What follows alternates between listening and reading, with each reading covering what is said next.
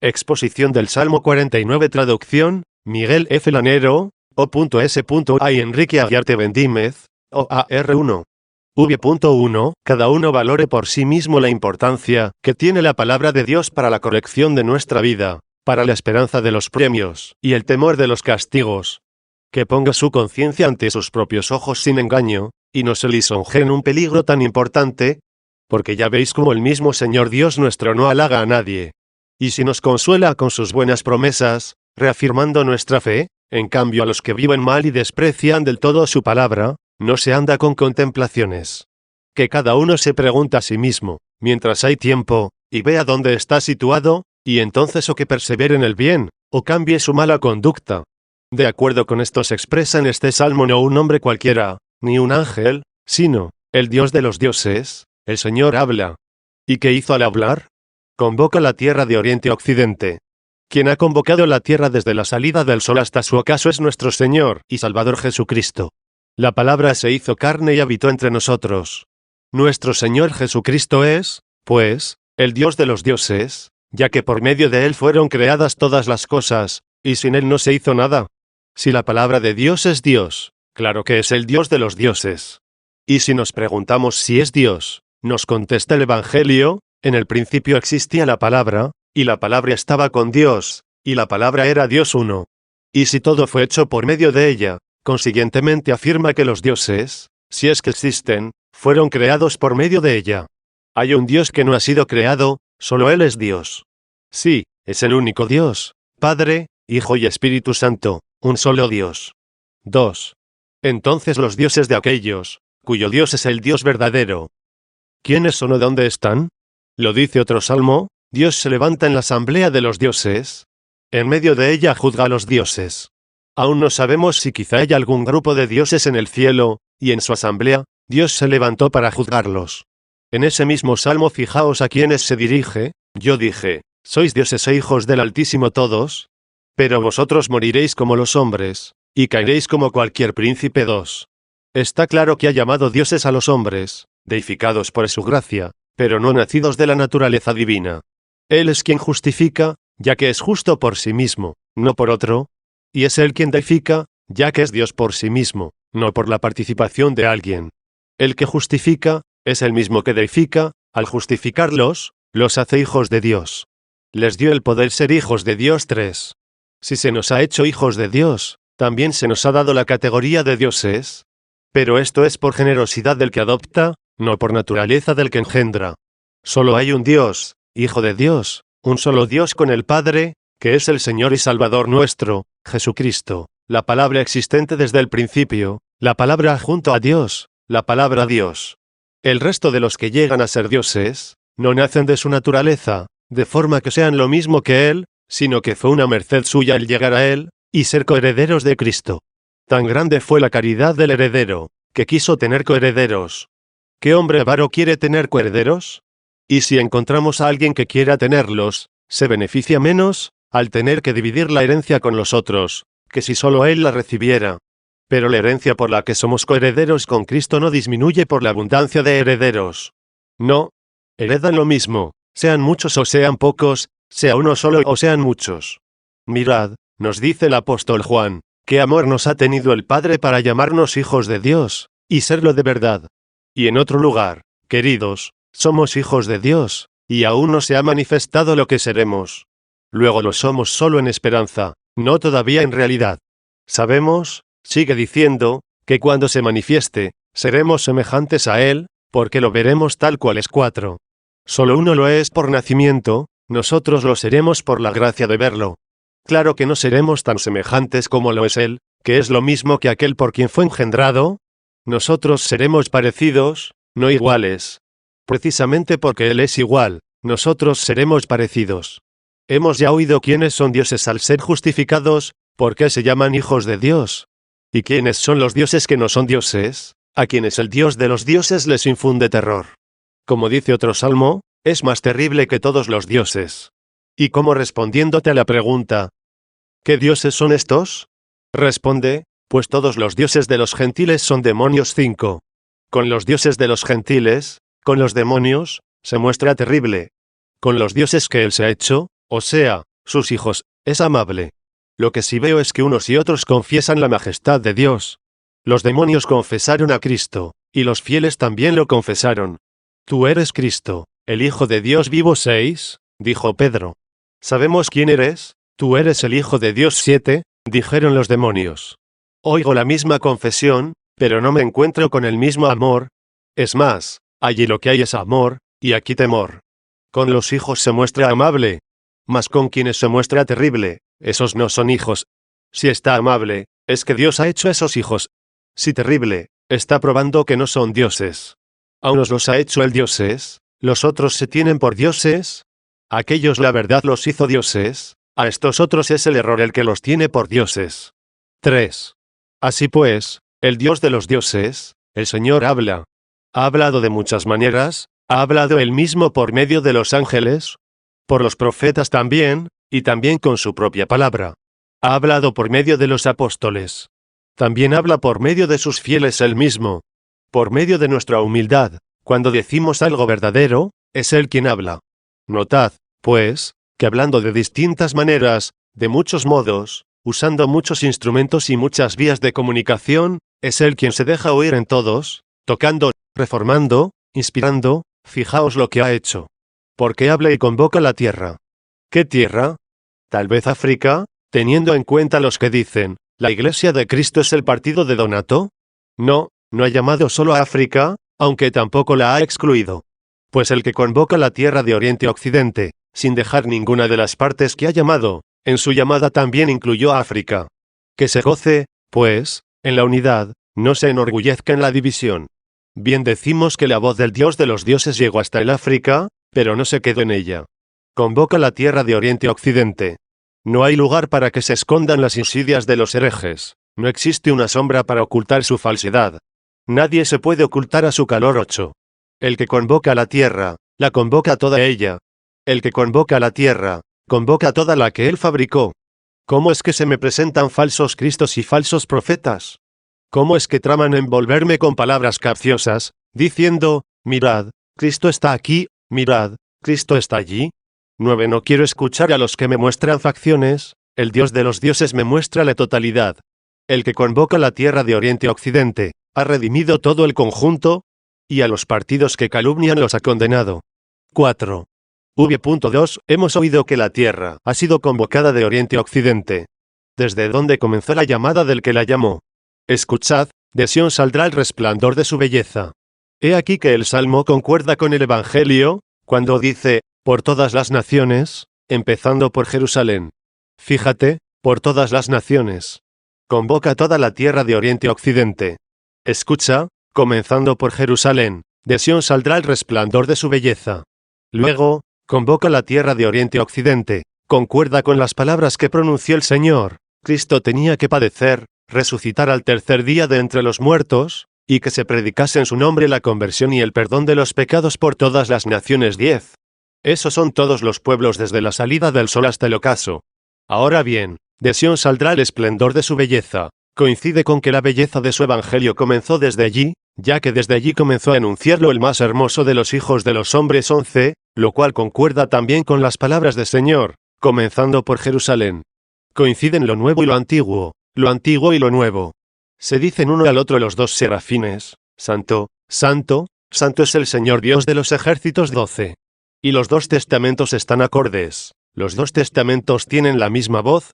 Oígase la voz de los testamentos que coinciden, no la de los desheredados calumniadores.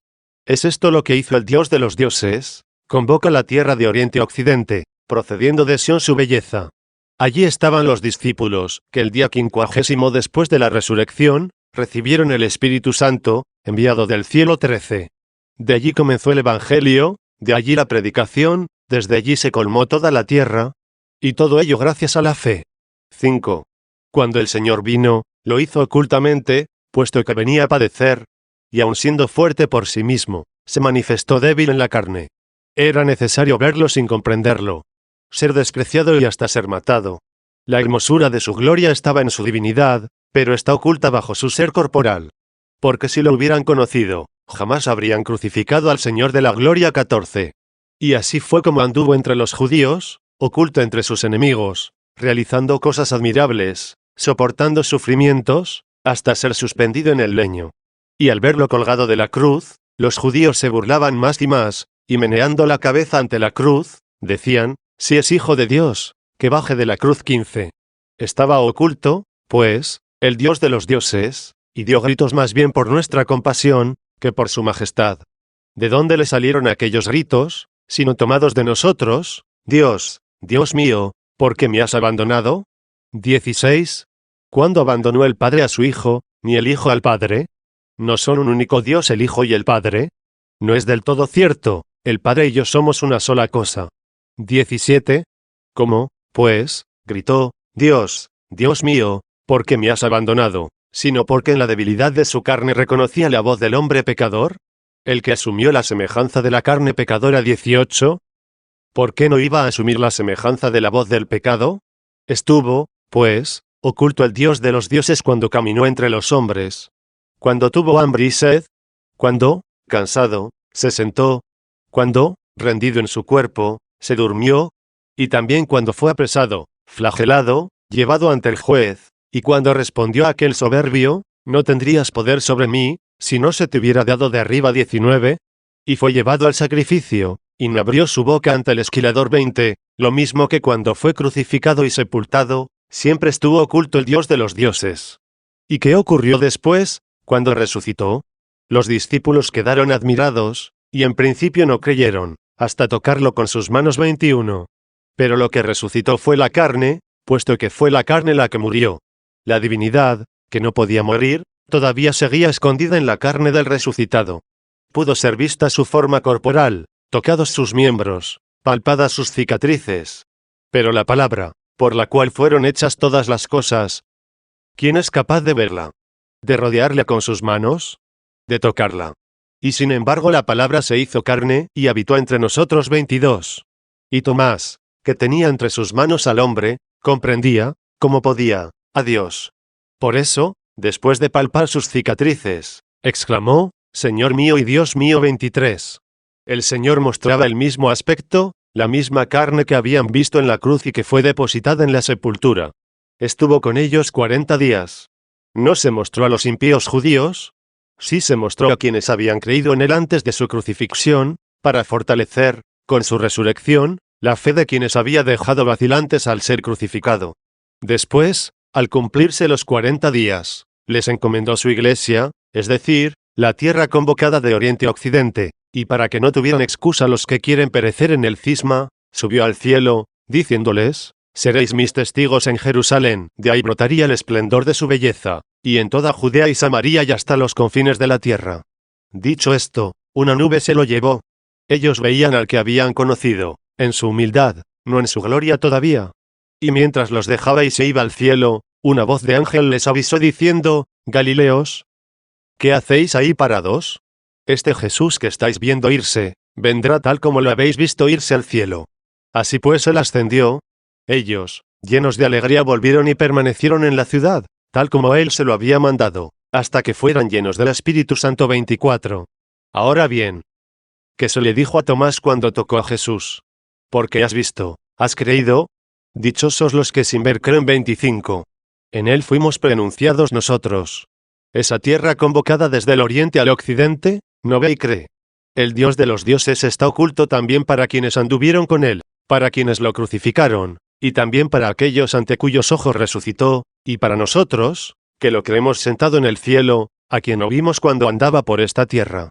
Pero aunque lo hubiéramos visto, ¿no habríamos visto lo mismo que vieron los judíos y lo crucificaron? Mejor es que creamos en Cristo sin verlo, que haberlo visto como los que lo vieron, y creerlo un puro hombre. Porque ellos, creyendo mal, se causaron la muerte, y nosotros, creyendo bien, recibimos la vida. 6. V.3. ¿Qué diremos, hermanos? ¿Ese Dios de los dioses, oculto entonces y oculto ahora? ¿Estará siempre oculto? De ninguna manera. Escucha lo que sigue, Dios vendrá manifiestamente. El que vino oculto, vendrá manifiesto. Vino oculto para ser juzgado, vendrá a las claras para juzgar. Vino oculto para comparecer ante el juez, vendrá manifiestamente para juzgar a los mismos jueces, vendrá manifiestamente y no callará. ¿Cómo es esto? ¿Es que ahora calla? Entonces, ¿de dónde procede lo que ahora decimos? ¿De dónde estos preceptos? ¿De dónde estas amonestaciones? ¿De dónde esta trompeta del terror? No calla y sí calla, no callan sus amonestaciones, callan sus castigos, no callan sus mandatos, callan el juicio. Tolera a los pecadores que diariamente obran mal, que no se preocupan ni de Dios, ni de su conciencia, ni del cielo, ni de la tierra. Todo esto no le pasa inadvertido, amonestando universalmente a todos, y cuando castiga a algunos en la tierra, está amonestando, no condenando. Calla, por tanto, en cuanto al juicio, está oculto en el cielo, sigue todavía intercediendo por nosotros. Es paciente con los pecadores, no dando rienda suelta a su ira, sino esperando su conversión. Dice en otro lugar, he callado, pero voy a callar siempre. 26 Así que cuando no calle Dios vendrá manifiestamente. ¿Qué Dios? Nuestro Dios. Se trata del mismo Dios que es nuestro Dios, no hay otro Dios que no sea el nuestro. Los dioses de los gentiles son demonios. El Dios de los cristianos es el verdadero Dios. Es Él quien vendrá, pero manifiestamente, no para ser burlado, abofeteado y flagelado.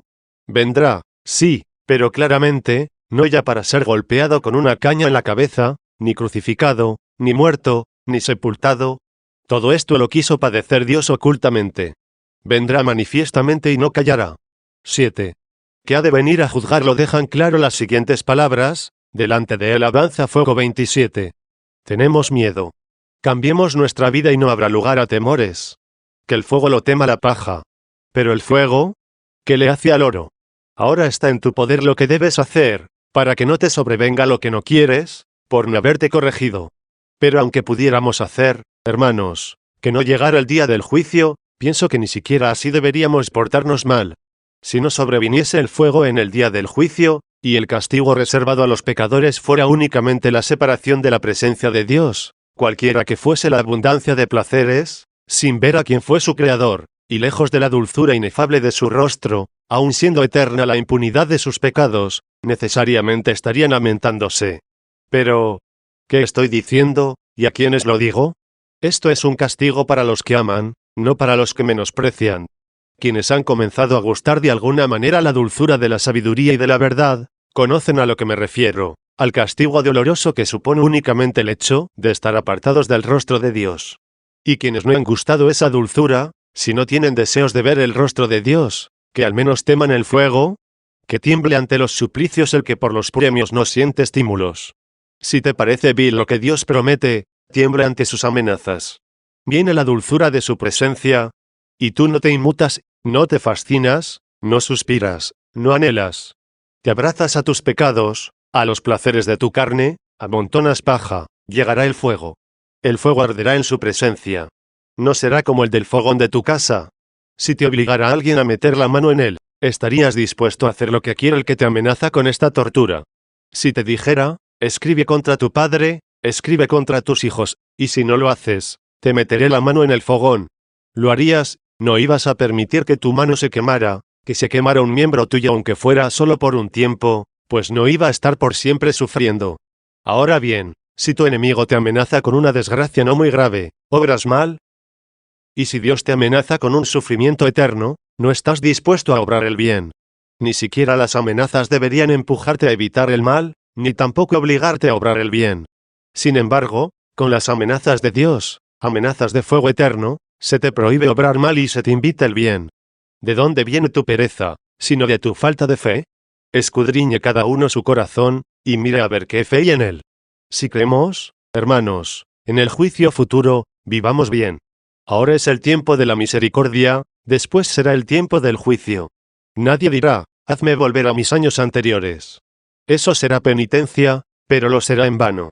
Que se convierta ahora, cuando la conversión es fructuosa, aplíquesele ahora la fertilización a la raíz del árbol, el dolor del corazón y las lágrimas, no sea que venga el Señor y lo arranque. 28. Una vez arrancado, no hay otra espera que el fuego.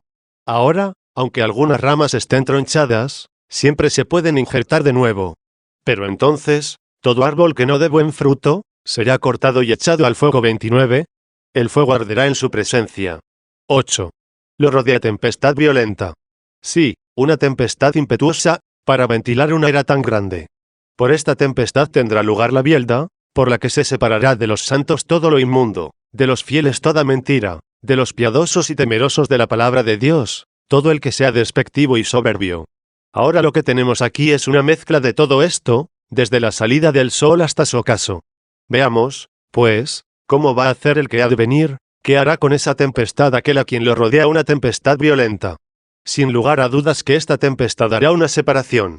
Se trata de aquella separación que no aguardaron los que antes de arribar a la costa, rompieron las redes 30. Porque en tal separación se realiza la distinción entre buenos y malos. Unos son los que siguieron ahora a Cristo, librando sus hombros de la carga de los cuidados mundanos, que no oyeron en vano: si quieres ser perfecto, anda, vende todo lo que tienes, y tendrás un tesoro en el cielo, y ven y sígueme. A los cuales se les dice: os sentaréis sobre 12 tronos, para juzgar a las 12 tribus de Israel. 31. Por tanto, unos juzgarán con el Señor, otros han de ser juzgados, pero se les ha de colocar a la derecha. Tenemos un claro testimonio, que habrá algunos que han de juzgar con el Señor, como acabo de recordar: os sentaréis sobre 12 tronos, para juzgar a las 12 tribus de Israel. 9. Alguien podrá replicar: los que se han de sentar allí son los 12 apóstoles, y nadie más. ¿Estará allí el apóstol Pablo? No será excluido. Lejos de mí decir esto, lejos ni siquiera el pensarlo. ¿No podrá sentarse en el lugar dejado por Judas? Pero la Divina Escritura nos dice quién fue designado en lugar de Judas.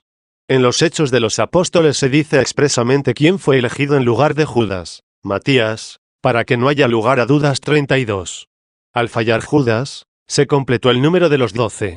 Entonces, al ocuparse el número 12 de los tronos, ¿Pablo el apóstol no juzgará? ¿O es que juzgará de pie? No, no será así.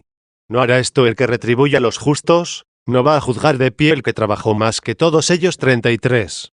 Lo que sí es cierto es que este Pablo apóstol nos obliga a reflexionar y escudriñar la razón de por qué se dijo que serían 12 los tronos. Encontramos de hecho en las Escrituras otros números significando una multitud. Por ejemplo, 5 son las vírgenes admitidas, y 5 las rechazadas. 34. Entiende como quieras el significado de las vírgenes, bien sea por la castidad y la integridad de su corazón, en lo que la iglesia entera debe ser virgen, y a ella se le dice: os tengo desposados con un solo esposo, para presentaros a Cristo cual casta virgen. 35. O bien se entienda de aquellas mujeres que han consagrado a Dios también la integridad de su cuerpo. ¿Acaso entre tantos miles solo hay 5? No, sino que en el número 5 se entiende la continencia de los 5 sentidos corporales. De hecho, a muchos la corrupción les llega por los ojos, a otros por el oído, a no pocos por un olfato ilícito, a muchos por el gusto desordenado, y a otros muchos por dejarse apresar por el adulterio. Todos los que cierran estas 5 puertas a la corrupción, y mantienen la continencia hasta experimentar gloria en su conciencia, no porque esperen alabanza alguna de los hombres. Estos son las 5 vírgenes sabias que llevaron el aceite consigo. ¿Qué significa el llevar consigo el aceite? Nuestra gloria es esta: el testimonio de nuestra conciencia. 36. Volviendo al rico aquel que sufría los tormentos del infierno: tengo, dijo, 5 hermanos. 37. En ellos entendemos el pueblo judío, que estaba bajo la ley, ya que Moisés, su legislador, la escribió en 5 libros. Además, el Señor, después de la resurrección, mandó echar las redes a la derecha, y recogieron 153 peces. Y con ser tantos, dice el evangelista, no se rompieron las redes. 38. Antes de su pasión mandó Jesús echar las redes, pero sin decir si a la derecha o a la izquierda de la barca, ya que si hubiera dicho a la derecha, habría querido referirse a solos los buenos, y si a la izquierda, a los malos únicamente. Cuando se calla la derecha y la izquierda, los peces pescados son buenos y malos. Y en aquella ocasión fueron capturados tal cantidad de peces, como nos atestigua la verdad del Evangelio, que las redes se rompían. 39. Aquella captura significaba el tiempo presente. Las redes rotas indicaban las desgarraduras y divisiones de los herejes y cismáticos. Lo que el Señor hizo después de su resurrección, significaba lo que hará después de nuestra resurrección con nosotros, en el número aquel del reino de los cielos, donde no habrá ningún malo. Por eso las redes lanzadas a la derecha, representaban a los de la derecha, separados ya de los de la izquierda. Entonces no va a haber más que buenos en aquellos 153 del lado derecho. La escritura en ellos da a entender 1.040.000. Leed el Apocalipsis. Habrá 12 por 12.000, probablemente, como se deja traslucir, solo del pueblo judío 41. Fijaos en la cantidad de mártires, solo en el reciente acontecimiento, de los llamados Masa Cándida, son más de 153 mártires. Y en fin, aquellos 7000 de los que se le responde a Elías, me he reservado 7000 hombres, que no han doblado sus rodillas ante Baal 42. Todos estos superan con mucho el número de estos peces. Los 153 peces no significan el número exacto de los santos, sino la universalidad numérica de los santos y justos, y por algo la Escritura da a entender que son un número grande, para que todos los pertenecientes a la resurrección de la vida eterna, entiendan estar comprendidos en aquel número 153. De hecho, la ley tiene 10 preceptos, pero el espíritu de la gracia por el cual se cumple la ley, leemos que es septiforme 43. Habrá que investigar, por tanto, qué quieren significar los números 10 y el 7, en el 10 están significados los mandamientos, y en el 7 la gracia del Espíritu Santo, con la que se cumplen los 10 mandamientos. El 10 y el 7 contienen, por tanto, a los pertenecientes a la resurrección, a los de la derecha, al reino de los cielos, a la vida eterna. Es decir, a los que cumplen la ley por la gracia del Espíritu, no por sus esfuerzos o por mérito alguno propio. Ahora bien, si el 10 con el 7, los vas sumando progresivamente el 1 al 2, el 2 al 3, y luego al 4, hasta llegar a 10, y luego continúas añadiendo el 5 hasta 15, y después el 6, hasta el 21, y luego el 7 hasta sumar 28, y sumando luego el 8 hasta llegar al 36, y luego el 9 para sumar 45, y el 10 para sumar 55, más el 11, sumando 66, añadiendo el 12 para formar 78, y el 13, resultando 91, y luego el 14, obteniendo el 105, más el 15, resultando 120, luego el 16, y resultan 136, por fin el 17, y tenemos el número 153, comprobarás que el gran número de santos dice relación a este número reducido de peces. Y así, lo mismo que en las 5 vírgenes, están comprendidas las innumerables vírgenes, y en los 5 hermanos de aquel que sufría los tormentos del infierno, están comprendidos los miles de judíos, así también los millones de santos, están representados en los 153 peces, como en los 12 tronos están comprendidos no 12 hombres, sino el gran número de los perfectos. 10. Pero veo que por igual motivo se me preguntará, lo mismo que de las 5 vírgenes se da la explicación de por qué el número 5 representa a muchas vírgenes, y los 5 hermanos a muchos judíos, y el 153 representa a muchos perfectos. Demuestra por qué y cómo en los 12 tronos se representa no a 12 hombres, sino a muchos.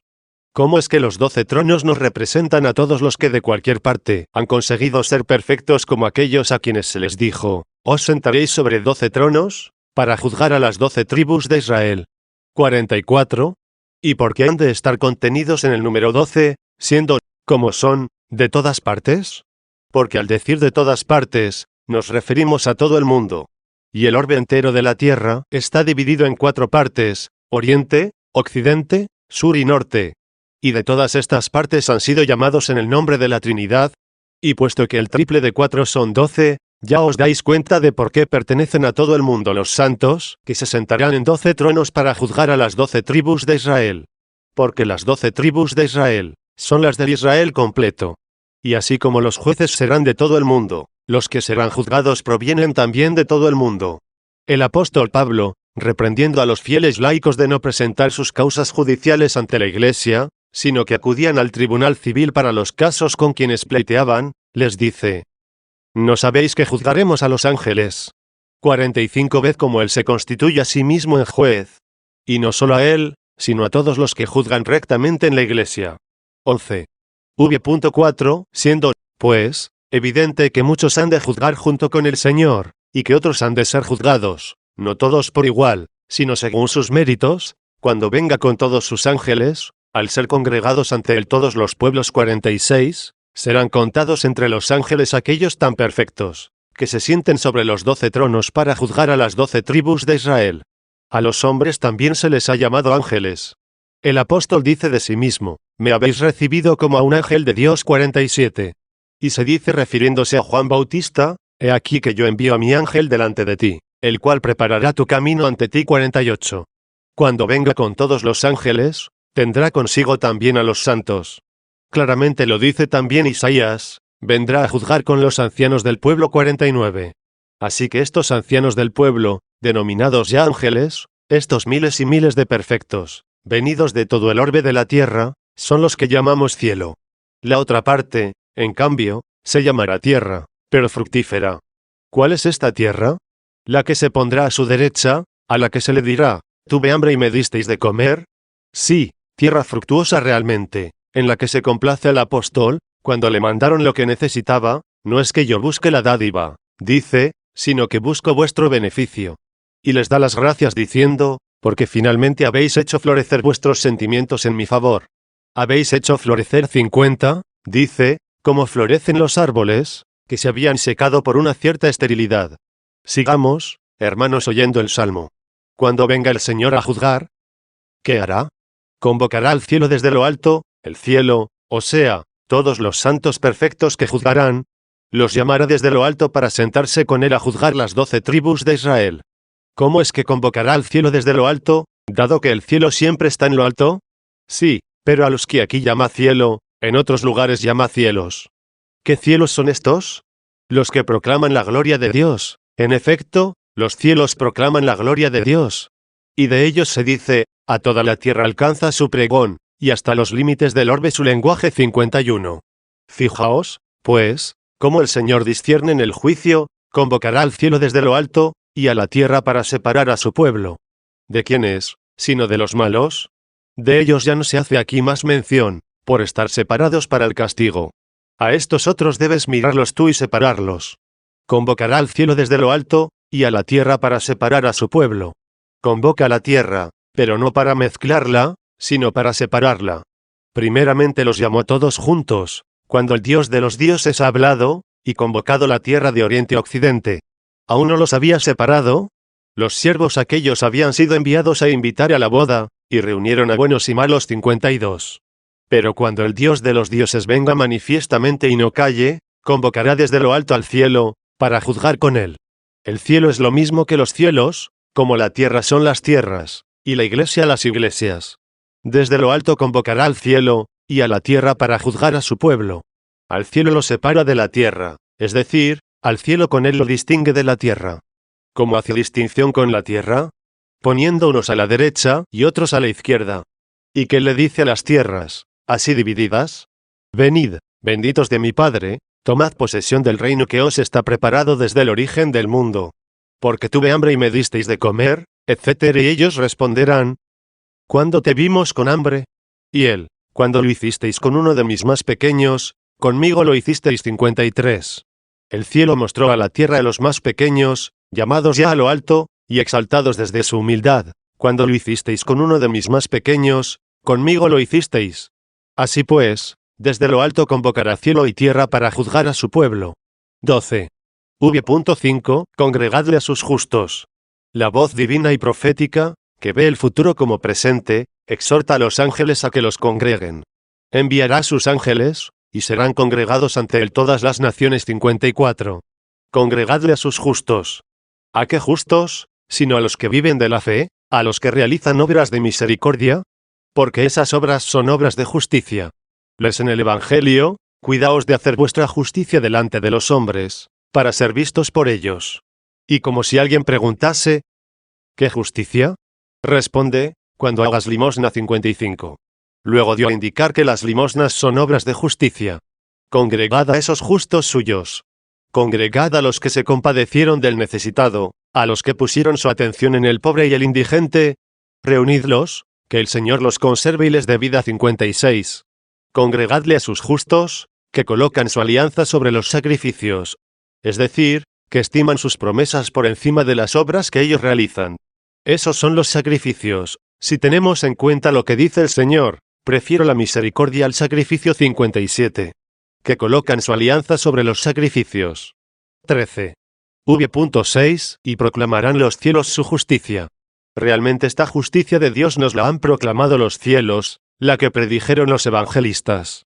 Por ellos hemos oído que unos estarán a la derecha, a quienes dice el Padre de la familia, venid, benditos de mi Padre, recibid. ¿Qué vais a recibir? El reino. ¿Por qué? Tuve hambre y me disteis de comer. ¿Qué hay más bajo, más terreno, que partirle pan a un hambriento? Todo eso vale el reino de los cielos. Parte tu pan con el hambriento, y al pobre sin techo cobíjalo en tu casa. Si ves a un desnudo, vístelo. 58. Pero no tienes la posibilidad de partir el pan, ni tienes casa donde alojarlo, ni vestidos con que cubrirlo, dale un vaso de agua fresca. 59. Deposita 2 pequeñas monedas en la alcancía del templo. 60. Tanto adquirió la viuda con 2 moneditas, cuanto adquirió Pedro dejando las redes. 61, y cuanto adquirió Zaqueo dando la mitad de su patrimonio. 62. Tanto vale cuanto tengas. Los cielos proclamarán su justicia, porque Dios es juez. Sí, es realmente un juez, que no mezcla, sino que selecciona. El Señor conoce quiénes son suyos. 63. Aunque los granos estén bajo la paja, bien los conoce el labrador. Nadie tenga miedo de ser grano, incluso entre la paja.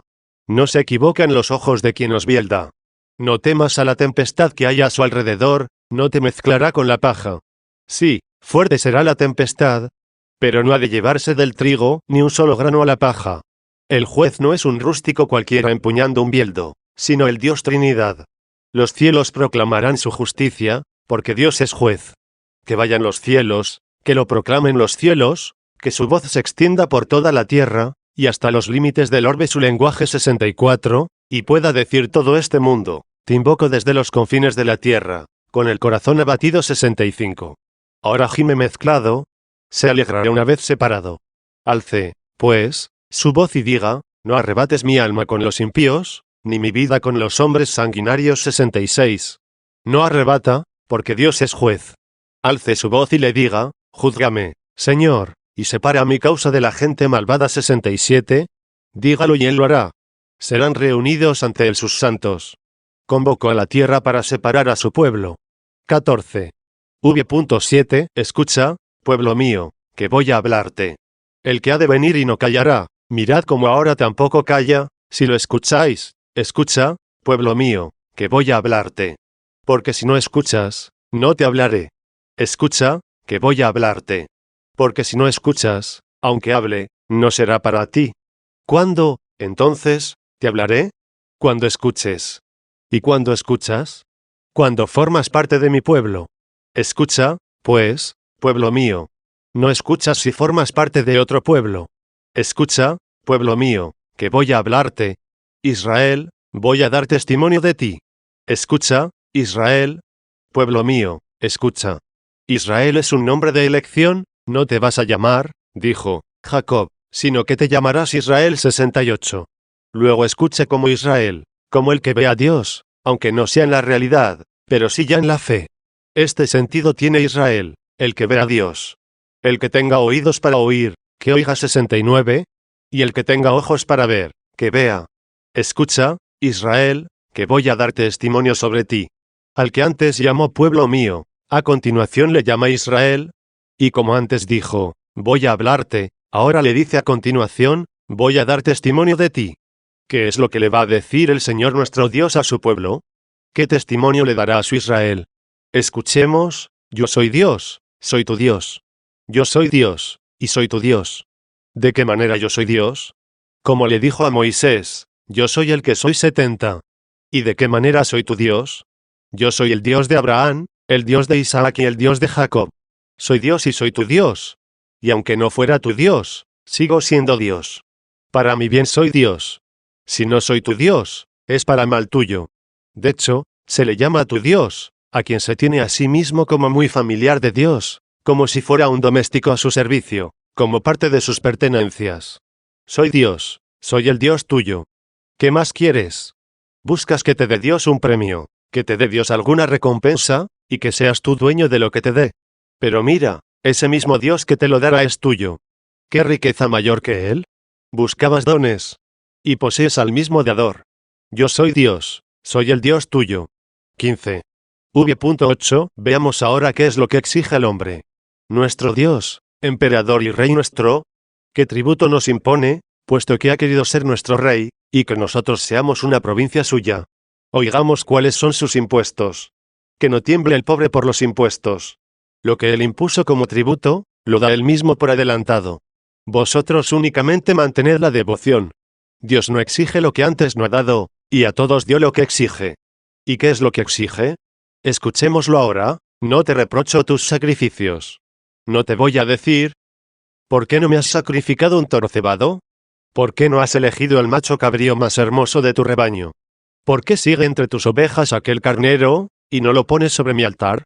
No te voy a decir, mira a ver tus campos, tu establo, las paredes de tu casa, y busca algo que darme. No te reprocho tus sacrificios. ¿Entonces qué? No aceptas mis sacrificios. Pues tus holocaustos están siempre en mi presencia.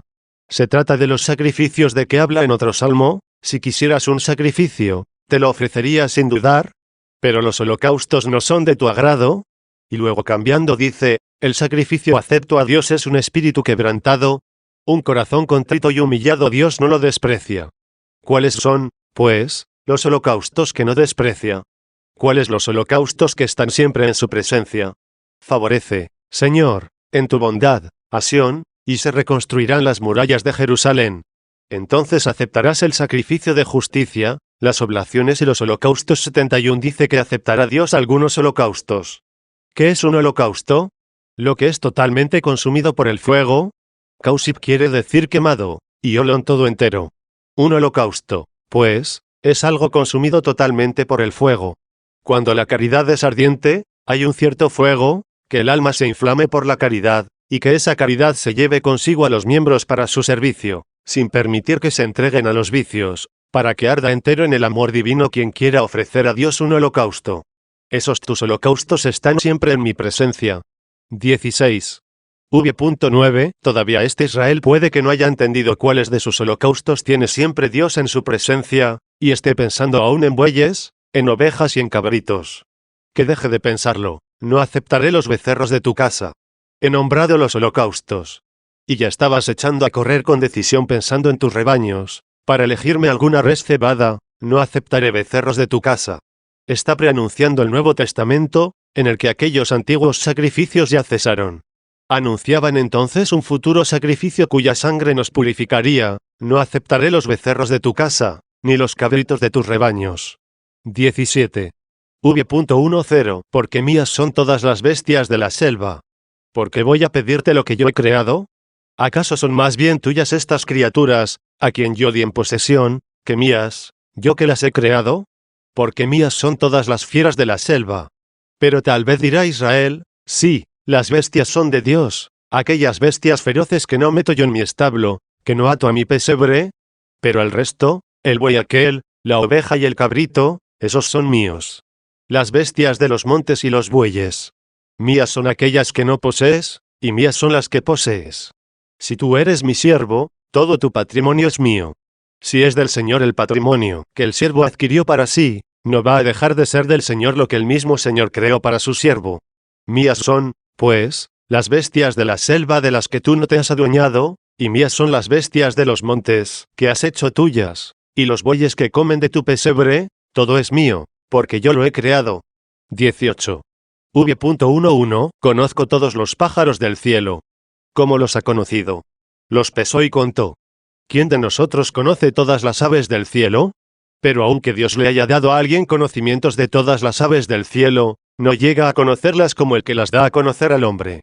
Uno es el conocimiento de Dios y otro el del hombre. Como una es la propiedad de Dios y otra la del hombre. Es decir, uno es el dominio que Dios tiene, y otro el dominio del hombre. Pues lo que tú posees, no lo tienes totalmente bajo tu dominio. Por ejemplo, ¿cuánto va a vivir el buey que te pertenece, o el que no pazca o no se muera? Aquel que tiene el total dominio, tiene también un profundo y total conocimiento. Atribuyámosle esto a Dios alabándole. No tengamos el atrevimiento de decir, ¿cómo es que conoce Dios? No vayáis a esperar de mí, hermanos, que os explique cómo conoce Dios. Os digo solo esto, su conocimiento no es como el del hombre ni como el del ángel. No me atrevo a deciros cómo conoce Dios, porque no puedo saberlo. Una cosa sí sé, que antes de que existieran todas las aves del cielo, ya sabía Dios lo que iba a crear. ¿Y cuál es este conocimiento? Hombre, tú has comenzado a ver los pájaros después que has sido creado, después de haber recibido el sentido de la vista. Estos volátiles han nacido del agua por una orden de Dios, que les dijo, produzcan aves las aguas. 72. ¿Cómo conocía Dios lo que ordenaba que produjese el agua? Ya conocía lo que creaba, y lo sabía antes de crearlo. El conocimiento de Dios es tal, que las criaturas estaban en él de un modo inefable antes de ser creadas. ¿Y va a esperar recibir de ti lo ya tenía antes de crearlo? Conozco todos los pájaros del cielo, que tú no me puedes dar a mí. Lo que tú me vas a sacrificar, lo conozco todo, y no lo conocí por haberlo creado, sino para crearlo. La belleza del campo me acompaña. La belleza del campo, la abundancia de toda la fecundidad de la tierra me acompaña, dice Dios. ¿Cómo es que está con él? ¿Será incluso antes de ser creado? Sí, con él estaban todas las cosas que en el futuro existirían, y con él están todas las que ya han existido. Las futuras están de manera que no excluyen a las pasadas. Están con él por un cierto conocimiento de la inefable sabiduría de Dios, establecida en su verbo, y el mismo verbo las contiene a todas. ¿O acaso está con él de otro modo la belleza del campo, dado que él está en todas partes, y que él mismo dijo, yo lleno el cielo y la tierra? 73. ¿Qué hay que con él no esté? Si de él se ha dicho, si subo a los cielos, allí estás tú. Si desciendo a los abismos estás presente. 74. Todo está con él. Pero no lo está hasta el punto de poder sufrir el contagio o la deficiencia de alguna de las cosas que él creó. De hecho, tú puedes estar en pie al lado de una columna, y cuando estás fatigado te recuestas en ella. Tú necesitas lo que está a tu lado, mientras que Dios no necesita el campo que está con él. A su lado está el campo, a su lado la belleza de la tierra, con él la hermosura del cielo, con él todas las aves, porque él está en todas partes. ¿Y por qué todo está con él? Porque antes de que todo existiera o fuera creado, todo lo conocía él. 19. V.12. ¿Quién podrá explicar? ¿Quién exponer lo que se le dice a Dios en otro salmo? ¿Por qué no necesitas de mis bienes? 75 hectáreas dicho que no le hacíamos falta como algo necesario. Si tuviera hambre, no te lo diría. No pasará hambre, ni sed, ni fatigas, ni le rendirá el sueño al guardián de Israel. 76. Pero fíjate que estoy hablando según tu naturaleza carnal. Porque cuando tú no comes, pasas hambre, y quizá tú piensas que también Dios tiene hambre y por eso come. Aunque pasara hambre, no te lo dirá. Todo lo tiene en su presencia, y de donde quiere toma lo que necesita. Esto se ha dicho adecuándose a un sentido elemental, no porque Dios haya manifestado que tiene hambre.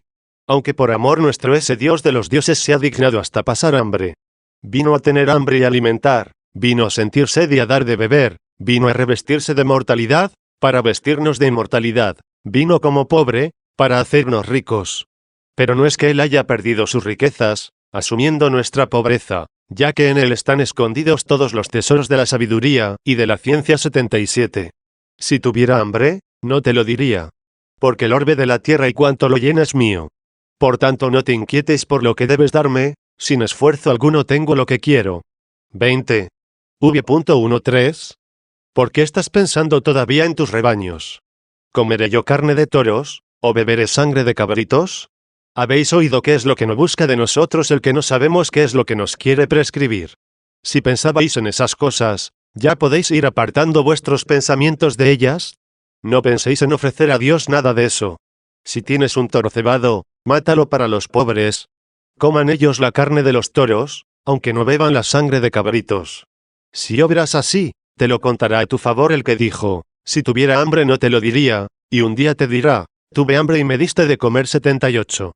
¿Comeré yo carne de toros, o beberé sangre de cabritos? 21.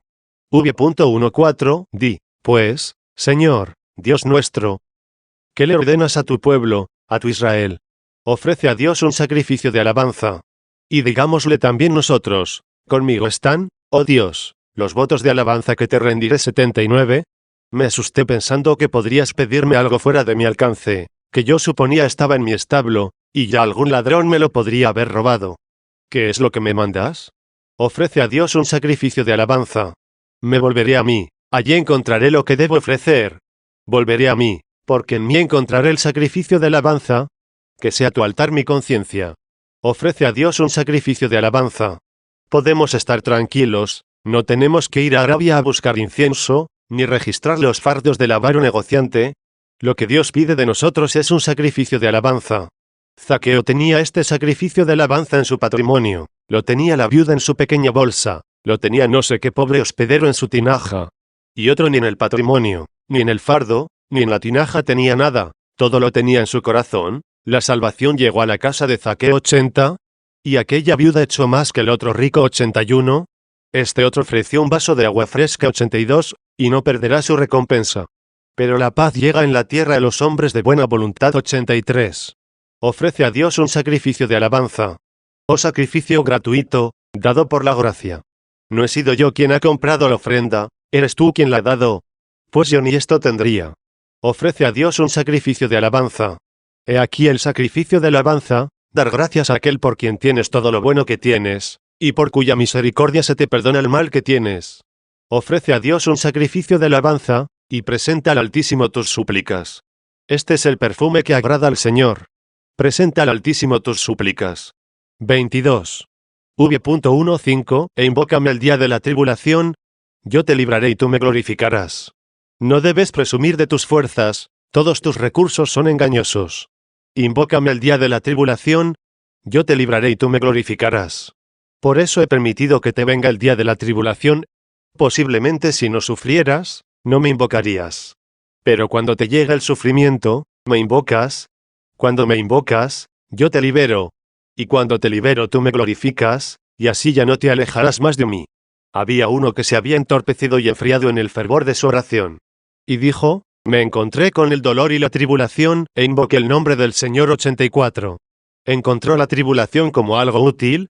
Estaba infectado por la purulencia de sus pecados, se había quedado ya sin sentimientos, y le sobrevino el sufrimiento, como un cauterio y una cirugía. Me encontré, dice, con el dolor y la tribulación, e invoqué el nombre del Señor. Bien sabemos, hermanos, los sufrimientos de todos conocidos. Citemos algunos frecuentes en el género humano. Uno llora por algún dolor que le afecta, el otro derrama lágrimas por la pérdida de un familiar. Otro está triste lejos de su patria, y está anhelando volver, porque le resulta insufrible vivir como desterrado. A otro una tormenta le apedreó la viña, y contempla cómo sus fatigas y su cosecha ya madura, quedó toda destrozada. ¿Cuándo es el hombre capaz de no entristecerse? Sufre porque un amigo se le ha convertido en enemigo. ¿Puede darse mayor desgracia en el género humano? Todos lamentan estas situaciones, y sufren, he aquí las tribulaciones. En todas ellas invocan al Señor, y hacen bien. Que invoquen a Dios, Él tiene poder para enseñar a sufrir, o bien para remediar el sufrimiento. Bien sabe Él que no permitirá ser tentados por encima de nuestras fuerzas 85. Invoquemos a Dios también en estas tribulaciones. Ellas nos sobrevienen, como está escrito en otro salmo, es nuestra ayuda en tantos sufrimientos como nos han llegado 86. Hay una tribulación a la que nosotros debemos salir al encuentro. Que estas otras tribulaciones nos sobrevengan. Pero hay una a la que nosotros debemos buscar y encontrar. ¿Cuál? La felicidad propia de este mundo, es decir, la abundancia de los bienes temporales no son, por cierto, una tribulación, si son un alivio en nuestro sufrimiento. ¿Qué alivio? El de nuestro destierro. El hecho mismo de no estar todavía en compañía con Dios, el vernos envueltos en tentaciones y molestias, el no poder estar libres de temor, es una tribulación. En efecto, no tenemos aquella seguridad que se nos ha prometido. El que no se haya encontrado con este sufrimiento de su peregrinar en el destierro, no piensa volver a su patria. Esa es, hermanos, nuestra tribulación. Sin duda que ahora realizamos obras buenas, cuando damos pan al hambriento, hospedaje al exiliado, etc. También esta es tribulación. Nos encontramos con gente necesitada con la que ejercitamos la misericordia, y la miseria de los miserables nos hace compasivos. ¿Cuánto mejor estarías donde ya no te encuentres un hambriento a quien alimentar, un peregrino a quien hospedar, un desnudo a quien vestir, un enfermo a quien visitar, ni un litigante a quien apaciguar? Allí todo es excelso, verdadero, santo, eterno. Nuestro pan allí es la justicia, nuestra bebida la sabiduría, nuestro vestido la inmortalidad, nuestra casa es eterna en los cielos, y nuestra seguridad reside en la inmortalidad. ¿Acaso nos sorprenderá la enfermedad? ¿O el cansancio nos llevará al sueño? No hay muerte, no hay litigios. Allí reina la paz, la quietud, la alegría, la justicia. No hay allí cabida al enemigo, ni el amigo es vacilante. ¿Qué paz reina allí? Si caemos en la cuenta y reflexionamos dónde estamos, y dónde nos prometió que habremos de estar el que no sabe mentir, por su misma promesa descubriremos en qué tribulación nos encontramos. Esta tribulación nadie la encuentra sino el que la busca. Estás sano, sí, pero mira a ver si no eres infeliz.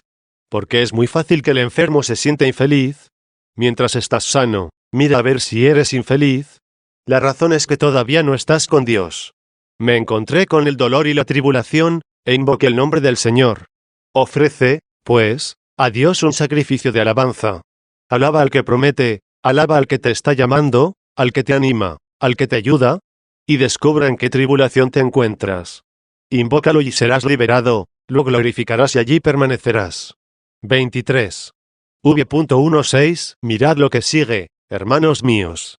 1. ¿Qué sé yo quién, por haberle dicho Dios, ofrece a Dios un sacrificio de alabanza, y haberlo tomado en cierto modo como un tributo? Reflexionaba y se decía, me voy a levantar todos los días, ir a la iglesia, recitar un himno por la mañana, otro por la tarde, y un tercero o cuarto en mi casa, y así todos los días ofrezco a Dios un sacrificio de alabanza. Sí, haciendo esto obras bien. Pero ten cuidado, no vayas a estar confiado por hacer estas prácticas, y mientras tu lengua bendice a Dios, tu vida lo esté maldiciendo. Pueblo mío, te dice el Dios de los dioses, el Señor que ha hablado, convocando la tierra de oriente a occidente, aunque estés todavía mezclado con la cizaña.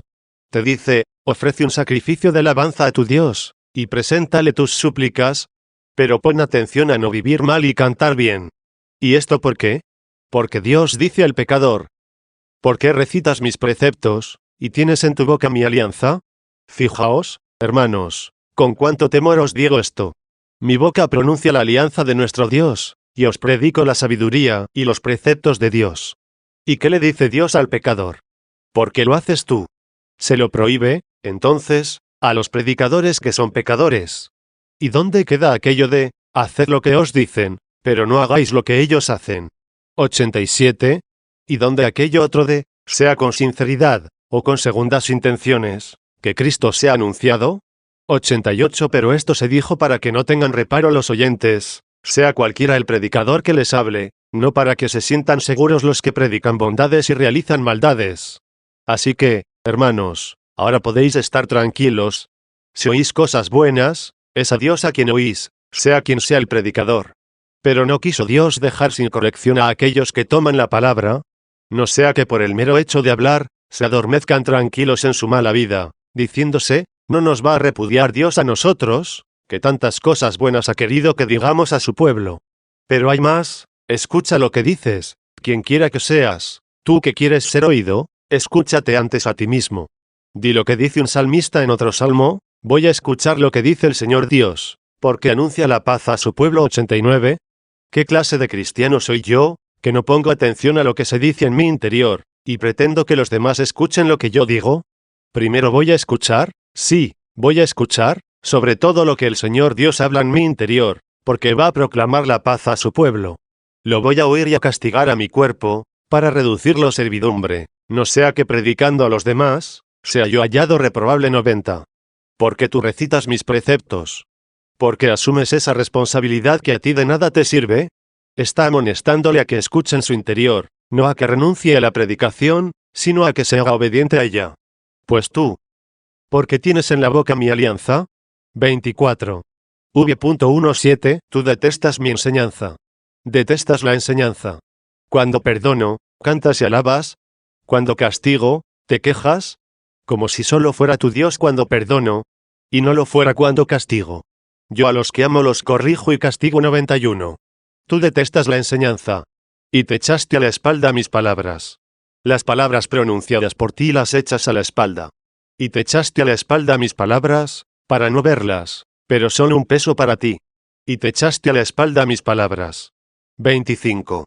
V.18. Si veías a un ladrón, corrías con él, y tomabas parte con los adúlteros.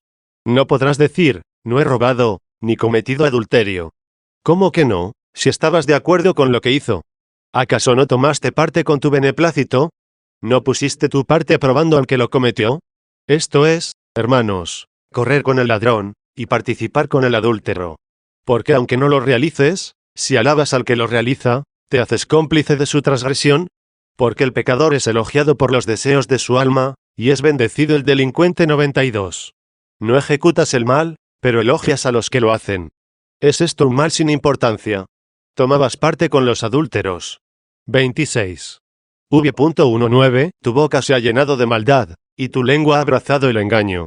Llama, hermanos, mala intención y engaño a la de algunos hombres, quienes por adulación, aun sabiendo que lo que están oyendo es una maldad, por no disgustar a aquellos de quienes lo han oído, no solo consienten no reprendiendo, sino también con su silencio. Se quedan cortos al no decir, obraste mal, sino que además dicen, has obrado bien, sabiendo que está mal, pero su boca está llena de maldad, y su boca se ha desatado para el engaño. El engaño es un fraude en las palabras, ya que se expresa una cosa y se piensa otra. No dice, tu lengua ha aceptado el engaño, o bien, ha cometido una trampa, sino que para mostrar una cierta complacencia en el mismo hecho malo, lo ha abrazado, dice. No solo es lo que haces, sino que te complaces en ello, lo alabas sin dudar y te ríes por dentro. Empujas a la perdición al que incautamente manifiesta sus vicios, y que tal vez ignora que lo son. Tú, que conoces que es eso un vicio. ¿No eres capaz de decirle, a dónde te precipitas? Si lo vieras caminar confiado en la oscuridad, por donde sabes que hay un pozo, y te callaras, ¿qué clase de hombre serías? No te considerarías un enemigo de su vida. Y eso a pesar de que si cayese en el pozo, no le vendría la muerte del alma, sino únicamente de su cuerpo. Pues bien, él se precipita en sus vicios, manifiesta ante ti su mala conducta, tú sabes que eso está mal, y no obstante lo alabas y te ríes para ti mismo. Ojalá se convirtiera a Dios algún día el que es objeto de tu risa, y a quien tú no quisiste corregir, y te dijera, queden confundidos los que me dicen. Bravo, bravo. 93 y tu lengua ha abrazado el engaño. 27. V.20, sentado denigrabas a tu hermano. El decir sentado equivale a lo dicho anteriormente de la lengua, abrazado. El que está en pie o pasa caminando, no lo hace por placer. En cambio, el que se sienta con ese fin de criticar, como busca el sentirse bien. Sentado denigrabas a tu hermano. Esa mala crítica la hacías con todo cuidado, te sentabas para hacerla. Pretendías centrarte en eso, te abrazabas con tu maldad, acariciabas tu mentira. Sentado denigrabas a tu hermano, y ponías obstáculos contra el hijo de tu madre. ¿Quién es el hijo de tu madre, sino tu hermano? ¿Ha querido repetir lo mismo que había dicho antes, tu hermano? ¿O nos habrá querido insinuar que debemos percibir alguna distinción? Así es, hermanos. Creo que hay que buscar alguna distinción.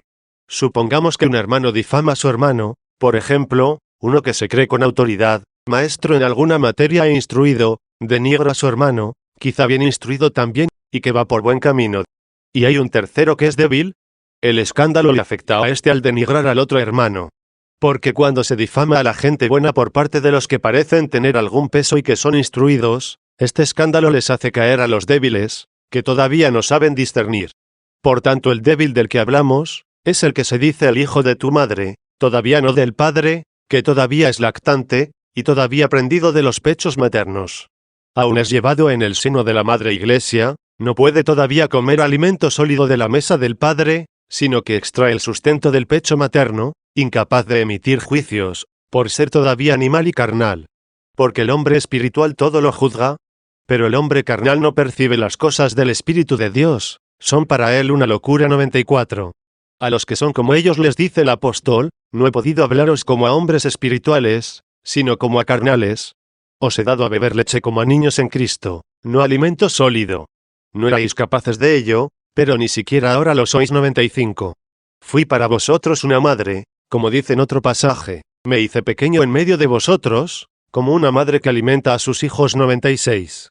No una nodriza que alimenta a hijos extraños, sino una nodriza que mantiene a sus propios hijos. Porque hay madres que después del parto dan sus hijos a nodrizas. Estas madres, que habiendo dado a luz no alimentan a sus hijos, pues los dan para ser alimentados, y los alimentados, no son sus hijos, sino los de otra madre. Pablo, en cambio, los había dado a luz y él mismo los alimentaba, no encomendaba el fruto de sus entrañas a ninguna nodriza. Había dicho, a vosotros, a quienes nuevamente doy a luz, hasta que Cristo se forme en vosotros. 97. Por tanto los sustentaba y los amamantaba. Pero había algunos que, dándoselas de doctos y espirituales, denigraban a Pablo. Sus cartas, dicen, ciertamente son profundas y vigorosas, pero su presencia corporal es débil, y su palabra despreciable. 98. Así se expresa en una de sus cartas, refiriéndose a lo que habían dicho sus detractores. Se sentaban y denigraban a su hermano, poniendo tropiezos al hijo aquel de su madre, que necesitaba ser amamantado. Con razón dieron motivos para que la misma madre los tuviera que dar a luz de nuevo. Y ponías obstáculos contra el hijo de tu madre. 28. V.21 Esto hiciste y me he callado. Por eso vendrá el Señor nuestro Dios, y no callará. Ahora esto hiciste y me he callado. ¿Qué sentido tiene me he callado? Que me he abstenido del castigo, te he prolongado mi paciencia, he esperado largamente tu conversión. Esto hiciste y me he callado. Pero mientras yo he esperado tu arrepentimiento, según las palabras del apóstol, tú, en cambio, siguiendo la dureza de tu corazón, y de un corazón impenitente, vas acumulando en tu contraira para el día de la ira, y de la revelación del justo juicio de Dios. 99. Has creído malévolamente que yo soy como tú. ¿Te parece poco que tus maldades sean de tu agrado? Llegas a pensar que también me agradan a mí. Como no soportas a un Dios vengador, quieres tenerlo como cómplice, y que sea socio tuyo del botín como un juez corrupto. Has creído malévolamente que yo soy como tú, al negarte tú a ser semejante a mí. Sed perfectos, nos dice el Señor, como lo es vuestro Padre que está en los cielos, que hace salir su sol sobre buenos y malos 100. Tú te has negado a imitar al que da sus bienes también a los malos, y te sientas para denigrar incluso a los buenos. Has creído malévolamente que soy como tú. Te lo echaré en cara. Cuando Dios, nuestro Dios, venga manifiestamente, y no callará, te lo echaré en cara. ¿Y qué te voy a hacer echándotelo en cara? ¿Qué te voy a hacer? Ahora tú no te ves. Voy a hacer que te veas. Porque si te vieras, y estuvieras en desagrado contigo mismo, ¿me agradarías a mí? Porque sin verte, te complacías en ti mismo, y así me desagradarás a mí y a ti. A mí cuando seas juzgado, y a ti cuando ardas en las llamas. ¿Qué haré, entonces, contigo? Dice. Te pondré ante ti mismo. ¿Por qué quieres esconderte? Estás de espaldas a ti mismo, ¿no te ves? Voy a hacer que te veas. Lo que pusiste detrás de ti, te lo voy a poner a tu vista. Verás tu fealdad, no para que te corrijas, sino para que te avergüences. Y al decir esto, ¿deberá perder la esperanza aquel a quien se lo dice? La ciudad aquella a la que se dijo, dentro de 3 días Nínive será destruida, no fue capaz de convertirse en el plazo de esos 3 días, de rogar, de lamentarse, de merecer el perdón del castigo que se le venía encima. 101 Que oigan esto los que son como ellos, mientras sean capaces de oír al que guarda silencio. Porque vendrá y no callará, y acusará cuando no se le dé lugar alguno a la conversión. Te pondré, dice, ante ti mismo. Haz, pues, tú ahora mismo, si te portas así, lo que Dios amenaza hacer contigo. Quítate a ti de tu espalda, donde no te quieres ver, ocultando tu propia conducta, y ponte delante de ti. Preséntate ante el tribunal de tu conciencia, sé tu propio juez, que el temor te atormente, que brote de ti la confesión, y di a tu Dios, porque yo reconozco mi maldad, tengo siempre presente mi pecado. 102. Lo que estaba detrás de ti, póngase ante ti, no sea que Dios, ya juez, te coloque ante ti, y ya no tengas a dónde huir de ti. 29. V.22 Entended estas cosas los que olvidáis a Dios. Daos cuenta de que está clamando, y no se calla. No pierde la ocasión de hacerlo. Te habías olvidado del Señor, no te importaba tu mala vida. Cae en la cuenta de que has olvidado al Señor. No sea que os atrape como un león, y no haya quien os libre. ¿Qué significa como un león? Como un fuerte, como un potente, como alguien a quien nadie puede resistir. A esto se refiere, cuando dice león. Se utiliza este vocablo tanto en sentido positivo, como negativo. Por ejemplo, se le llama león al diablo, vuestro adversario, dice, como león rugiente ronda buscando a quien devorar. 103. El diablo, pues, recibe el nombre de león por su salvaje crueldad. ¿Y no se le llamará a Cristo león por su invencible fortaleza? Entonces, ¿dónde queda aquella cita de, ha vencido el león de la tribu de Judá? 104. Ponga vuestra caridad un poco de atención a lo poco que aún nos queda. Os pido que os olvidéis del cansancio. A vuestro lado estará aquel que os ha dado fuerzas hasta este momento. Hace poco os había dicho, como habéis oído, que nos impuso como una obligación de alabanza. Ofrece a Dios un sacrificio de alabanza, y preséntale tus súplicas. Pero luego dice, Dios dice al pecador, ¿por qué recitas mis preceptos, y tienes en tu boca mi alianza? Como si le dijese, de nada te sirve el amarme. Yo he prescrito el sacrificio de alabanza a los que tienen una recta conducta, pero tú aunque alabes, ¿No te sirve de nada? ¿Para qué me alabas? ¿No es hermosa la alabanza en boca del pecador? 105. Por fin concluye, como dirigiéndose a ambas cosas, y reprendiendo a los malos que se olvidan de Dios, y dice, poned atención a esto los que olvidáis a Dios, no sea que os atrape como un león, y no haya quien os libre. 30. V.23, el sacrificio de alabanza me glorificará. ¿Cómo es que el sacrificio de alabanza me glorificará? Sin duda que a los malos nada les aprovecha el sacrificio de alabanza, puesto que tienen en sus labios tu alianza, y sus hechos son dignos de condena, desagradables a tus ojos. No obstante, dice, también a ellos les digo sin dudar, el sacrificio de alabanza me glorificará. ¿Ya pensabas que a ti la alabanza no te serviría de nada? Alaba, que te será provechoso. Si vives mal y dices buenas palabras, todavía eso no es alabanza. Y si cuando ya hayas comenzado a vivir bien, atribuyes a tus méritos las buenas obras, todavía eso no es alabanza. No quiero que seas el ladrón que insultaba la cruz del Señor 106, pero tampoco quiero que seas aquel que se jactaba en el templo de sus méritos, y ocultaba sus heridas 107. Si fueras una mala persona, y perseveras en tu maldad, no voy a decirte que de nada te sirve la alabanza, sino que no me alabas, esa alabanza no la considero como tal. Incluso si te portas como el justo, y nadie es justo sino el humilde y piadoso, pero te mueves engreído de tu justicia, despreciando a los demás al compararlos contigo, y te enorgulleces, como gloriándote de tus méritos, no me alabas. Ni me alaba el que vive mal, ni el que vive como apoyado en sus propios méritos. Pero el fariseo aquel, que decía, te doy gracias porque no soy como los demás hombres, ¿se tendría por tal, confiando en sus propios méritos? Daba gracias a Dios por lo bueno que había en él. Pero aunque algo bueno haya en ti, aunque llegues a entender que eso bueno no procede de ti, sino que lo has recibido de Dios, sin embargo, si te crees superior a otro que no lo tiene, te pones contra él, y entonces todavía tu alabanza no es válida ante mí. Lo primero, pues, abandona ese pésimo camino que sigues, comienza a vivir bien, y comprende que no te corregirás sino por un don de Dios. En efecto, el Señor guía los pasos del hombre 108. Cuando llegues a entender esto, ayuda a los demás para que sean como tú, porque también tú eras como ellos. Ayúdales todo lo que puedas, y no pierdas la esperanza. Dios no dejó de ser rico después de ti. Así que no alaba a Dios el que lo ofende con su mala vida. No lo alaba el que, aun cuando ya comenzó a vivir bien, cree que sus buenas obras provienen de él, y no de Dios. Tampoco lo alaba el que sabiendo que su buena conducta proviene de Dios, quiere no obstante que Dios sea rico solo hasta él. De hecho, aquel que decía, te doy gracias, oh Dios, porque no soy como los demás hombres, injustos, ladrones, adúlteros, ni como este publicano, no tenía motivos para decirle, dale también a este publicano lo que a mí me has dado, y completa en mí lo que todavía no me has dado.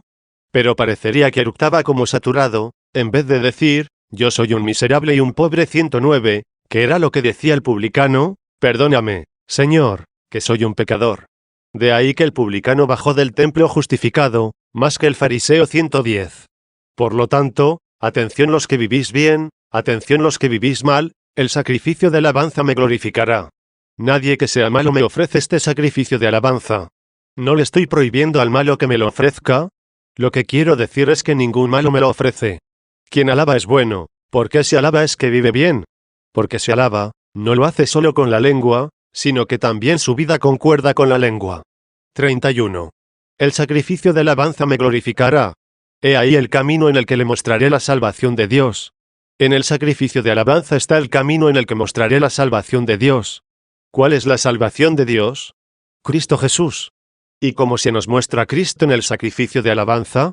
Porque Cristo viene a nosotros con la gracia. Así habla el apóstol, ya no vivo yo, es Cristo quien vive en mí, y mi vida de ahora en la carne, la vivo en la fe del Hijo de Dios, que me amó y se entregó a sí mismo por mí 111. Reconozcan, pues los pecadores que no necesitarían el médico si estuvieran sanos 112. De hecho Cristo murió por los pecadores 113. Cuando comienzan por imitar al publicano aquel que decía, perdóname, Señor, que soy un pecador, están mostrando sus llagas y suplican que venga el médico. Y al no alabarse a sí mismos, sino al contrario, reprenderse, de manera que quien se gloríe no se gloríe en sí mismo, sino en el Señor 114, están reconociendo para qué vino Cristo, es decir, para salvar a los pecadores, porque Jesucristo, dice Pablo, vino a este mundo para salvar a los pecadores, de los cuales yo soy el primero. 115. De ahí que el mismo apóstol reprende a aquellos judíos que se gloriaban de sus obras, y les dice que no pertenecen a la gracia, por creer que se les debía el premio a los méritos de sus obras. 116. Porque el que sabe que pertenece a la gracia, que es Cristo, que es de Cristo, sabe que tiene necesidad de la gracia. Si se llama gracia, ¿es que se da gratis? Y si se da gratis, no hay mérito alguno que le preceda para darle premio. Pues si precedieron méritos tuyos, la recompensa no se te cuenta como gracia, sino como una deuda. 117. Además, si dices que hay méritos tuyos anteriores, te deseas alabarte a ti, no a Dios. Por tanto no reconoces a Cristo, que vino con la gracia de Dios. Presta atención a tus méritos, y verás que son malos, y la recompensa que te pertenece sería el castigo, no el premio. Y cuando reconozcas qué es lo que se te debe como mérito, caerás en la cuenta de lo que se te da por la gracia. Entonces te pondrás a ofrecer a Dios un sacrificio de alabanza. Ahí está el camino en el que reconocerás a Cristo como salvación de Dios,